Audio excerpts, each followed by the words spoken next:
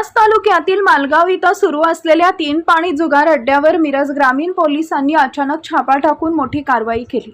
या कारवाईत पोलिसांनी 6 जणांना रंगेहात पकडून अटक केली असून त्यांच्याकडून रोख रक्कम व जुगाराचे साहित्य जप्त केले।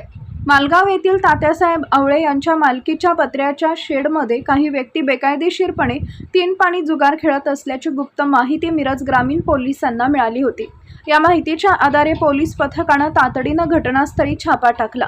तात्यासाहेब आवळे वय वर्ष 45, मल्लाप्पा रुद्रप्पा कलाटी वय वर्ष 39, मेघनाथ शाबू कलाटी वय वर्ष 27, अनिल शंकर आगरखेड वय वर्ष 32, रमेश यशवंत कांबळे वय वर्ष 44, राजप्पा मल्लाप्पा कर्णीकर वय वर्ष 52 सर्व राहणार नरवाड तालुका मिरज या आरोपींना अटक करण्यात आली असून 1470 रुपयांची रोख रक्कम, जुगाराचे साहित्य, पत्त्याचे कॅट इत्यादी ऐवज जप्त करण्यात आला आहे।